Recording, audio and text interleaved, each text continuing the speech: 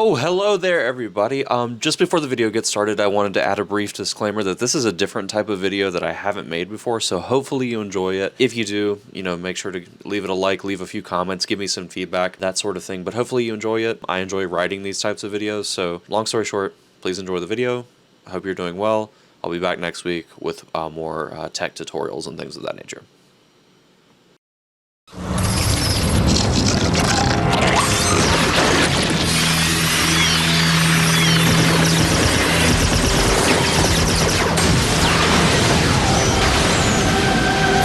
Exterminating evil gives you strength, but are you strong enough to face your greatest fear?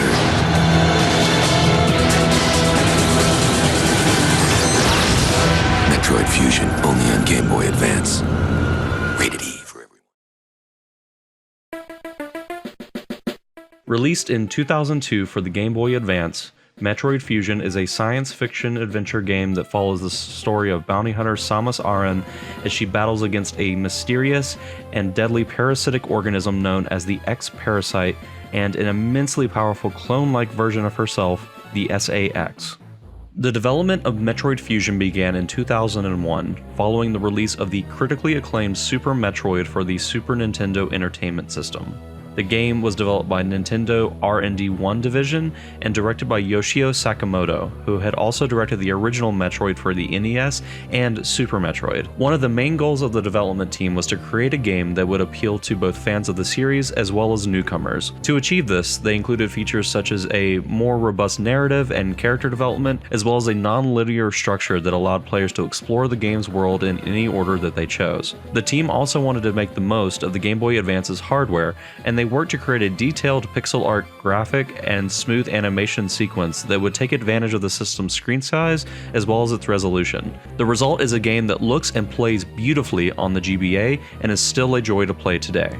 In terms of its reception, Metroid Fusion was a critical and commercial success upon its release. It received praise for its gameplay, storytelling, and atmosphere, and it has gone on to become a fan-favorite entry in the series. In fact, it is often cited as one of the best games on the Game Boy Advance, and it has a dedicated fan base even to this day. Metroid Fusion features an immersive and atmospheric world. From the moment you start the game, you are transported to a distant planet called SR-388, where you must explore a vast and varied landscape filled with secrets, dangers, and hidden power-ups.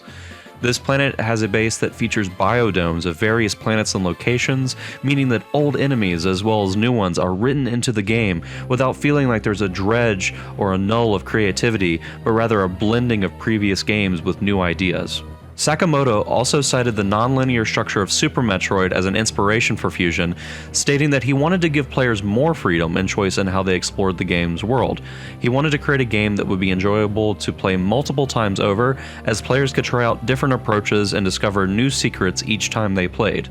Overall, it seems that Sakamoto's main goal with Metroid Fusion was to create a game that would pay tribute to the series' roots, while also adding new and innovative elements that would keep the gameplay fresh and exciting.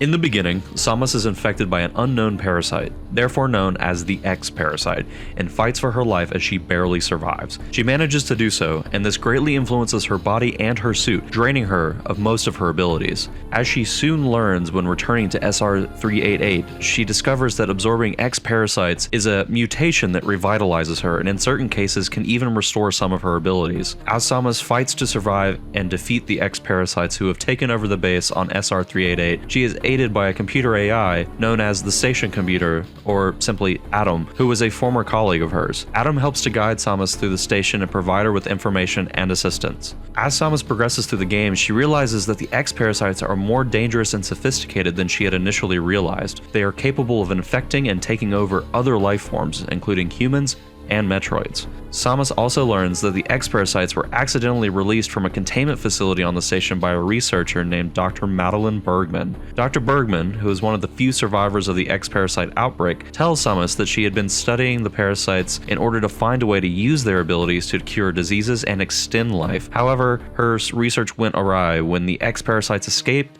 and began infecting the station's personnel. As Samus fights her way through the infected research station, she encounters several bosses, including a giant X-parasite known as the SAX, which is a manifestation of Samus's own DNA that was infected by the X-parasites at the beginning of the game. The SAX is a formidable enemy that Samus must confront multiple times throughout the game. Samus is also strained at several points, as it appears that different organizations may be working against her, and that the computer AI going by Adam may not in fact have her best interests in mind.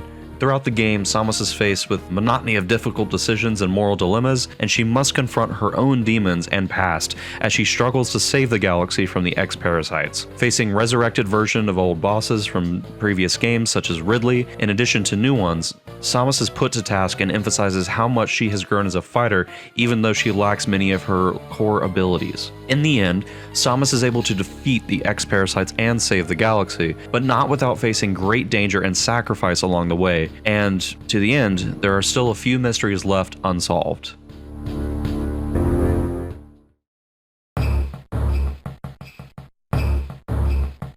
Metroid Fusion was released in 2002, well over 20 years ago, and was met with widespread critical acclaim. The game received praise for its gameplay, its storytelling, atmosphere, graphics, and has gone on to become a fan favorite entry in the series. One of the things that critics particularly praised about Metroid Fusion was its immersive and atmospheric world. The game's pixel art graphics and smooth animation were praised for their detail and cinematic feel, and the game's music and sound design were also incredibly well received. The game's gameplay was also highly praised, with reviewers noting its fast-paced action, challenging boss battles, and its satisfying progression system. The game's non-linear structure was also praised, as it gave players freedom and choice in how they explored the game's world and allowed for a high amount of replay value. In terms of its storytelling, Metroid Fusion was lauded for its engaging narrative and character development. The game's cutscenes and dialogue helped to give players a better understanding of Samus's character and motivations, and the game's twists and turns were well received by critics. In addition, the game is designed in such a way that several new foes, and old ones such as the semi-resurrected Ridley, make an appearance within the game, but it doesn't feel honed in. It feels more like a tour de force of previous Metroid games with updated and refined gameplay. Overall, Metroid Fusion was a critical and commercial success upon its release, and has gone on to become a beloved entry in the series. It is often cited as one of the best games on the Game Boy Advance, and its dedicated fan base continues to excel even to this day. Metroid Fusion has received many high review scores upon its release, with GameSpot giving the game a 9.5 out of 10, IGN a 9.6 out of 10, and Eurogamer giving it a 9 out of 10. It's also worth noting that Metroid Fusion received several awards and accolades upon its release, including being named the best Game Boy Advance game at the 2002 Electronic Entertainment Expo, or E3, and also for being nominated for the Game of the Year at the 2003 Game Developers Choice Awards. While it did not win Game of the Year at the 2003 GDC Awards, it speaks immense volumes about a Game Boy Advance game competing with titans such as the first Call of Duty, The Legend of Zelda Wind Waker, Prince of Persia: The Sands of Time, and Tom Clancy's Splinter Cell. Talk about an insane competitive field, but that's the punching weight of Metroid Fusion. Metroid Fusion will receive several variations of Best Game Boy Advance Game of the Year awards from places like E3, IGN, GameSpot, Nintendo Power, and GameSpy, and it is arguably the best game in the entire Metroid series. Although, to many, that's like comparing a Ferrari to a Lotus. Most Metroid games are just in a different class of their own compared to most other games.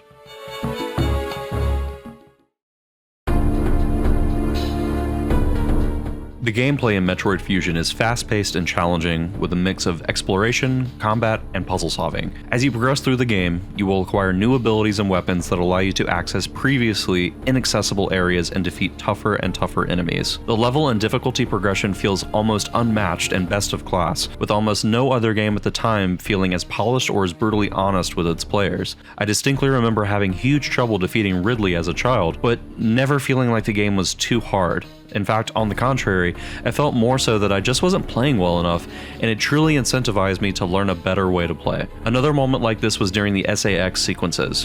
While they are heavily linear, there is generally only one way to avoid or get around the SAX, the sequences often make you feel like you're choosing them, and there are even times where small movements or techniques net you a little more time to escape, making the game feel more immersive and like you're actually becoming more agile and powerful as you play. One of the standout features of Metroid Fusion is its non-linear structure. You are free to explore the game's world in any order that you choose, and there are multiple paths and routes to take. This gives the game a huge amount of replay value in my opinion, and as you can try out different approaches and play through the game multiple times, you can discover all of its secrets. And while many would argue that Fusion is one of Metroid's most linear games, effectively telling you everything to do, that's what kind of makes it so brilliant. New players are guided from start to finish, coming across just enough upgrades and abilities that they don't need to explore unopened areas or comb through small details that they may have missed. But veteran players who know to go and explore are incentivized to go back to previously inaccessible areas and try new abilities to break down walls, get upgrades, and fight different enemies.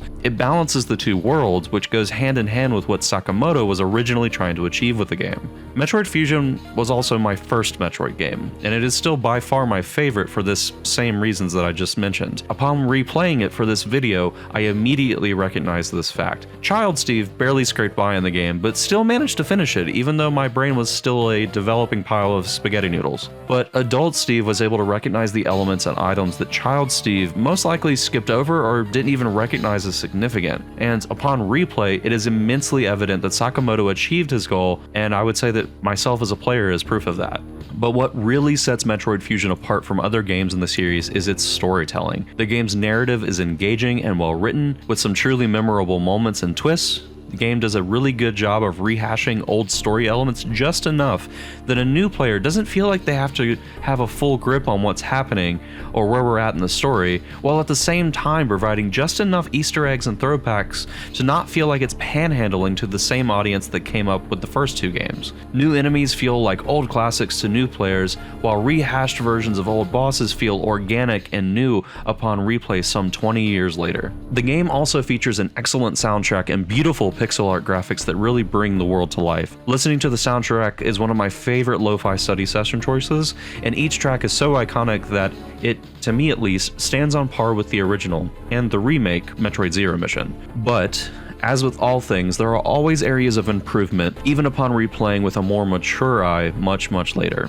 For example, while some of the SAX interactions feel like a self-directed linear gameplay moment, there are a few that feel just a bit arched in their approach. For example, there are times where there is clearly another reasonable option for escape, but due to the scripted reason, it's just not possible. Even as an adult, there were a handful of sequences that became so difficult that I just didn't understand what to do until after dozens and dozens of try. And when I finally did realize what I was supposed to do, I didn't feel like I was just being dumb, but that the design decisions just didn't make much sense or provide that much clarity. The game also suffers from a core Metroid issue, and that's that in most cases it adds to the gameplay, but in others it can detract from it, and that's the inconsistency with the direction the game leads you. Fusion is by and far the most linear and guided in the series, as I've mentioned a few times in this video, but there are several moments where you feel like the game just abandons you for a few minutes. Sort of like when you're with your parent at the grocery store and everything feels fine until you're in line and the parent says, "Oh, I forgot one thing, just stay with the basket for a second," and it just takes that much longer for them to return. It's that sort of uncomfortable. This is something that Fusion, like other 2D Metroid games, has moments of, albeit less than I've found in other games in the series.